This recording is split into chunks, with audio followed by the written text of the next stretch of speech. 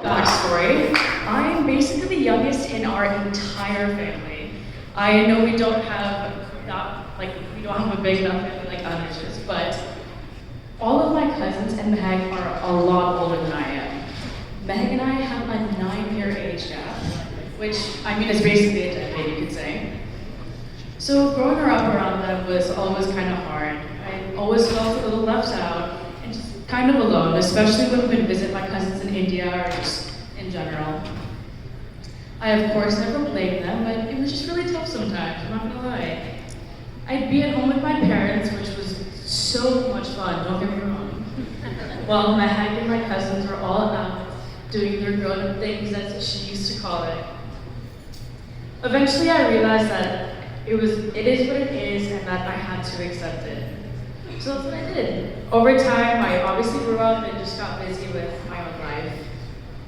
Next thing I knew, it was time for Meg to go off to college. Dropping her off to college was definitely the hardest thing I've ever had to go through as a child. I remember we came back that night from dropping her and I felt alone again. It was the toughest thing I had to endure. Also, keep in mind I was barely 9 years old. I was in 3rd grade when she left. Over time, of course, things got better. It took a while, but eventually as I got older, Meg and I became a lot closer and she was genuinely my best friend. Even though I'm probably not her best friend, she's definitely mine. She became my go-to person. I tell her everything. And I think over time we created a really special bond that I've come to appreciate and love more, considering we're so far apart in age. So around 3 years ago, my parents were talking to Meg about marriage and how she should probably start looking soon to find a guy. I, for one, was pretty excited, even though I'm pretty sure every person in this room knows that Meg wasn't. Before she started searching, I told her I had 2 requirements that this guy had to meet. Okay, everyone has to brace themselves because these are pretty weird. But my 2 requirements were that they have to have a sibling and that they couldn't be vegetarian. So basically the first time I met Anuj, I of course thought he was the perfect person for her because he checked off not one, but both items on my list. Also we met at a Buffalo Wild Wings at 10 o'clock in the morning, so that may or may not have won me over.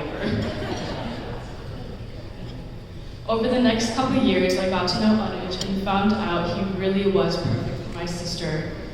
Not just because he had a sister and wasn't a vegetarian, but because he's the most down-to-earth person that I know. I was always worried that once Meg was in a relationship, I'd feel a little excluded again like I did when I was younger. But I have to say, not once did these 2 ever make me feel like that in the entirety I've known this amazing couple. Meg, I am so proud of the person you've become today. You've led a life that's worth following, and I'm grateful every day that I get to be the one that follows that path. I mean, I've done it for 20 years now, so I'm pretty good at it. You're the greatest role model, sister, and best friend anyone could ever ask for. Anuj, if I have to give you one piece of advice, it's this. Let her take care of you.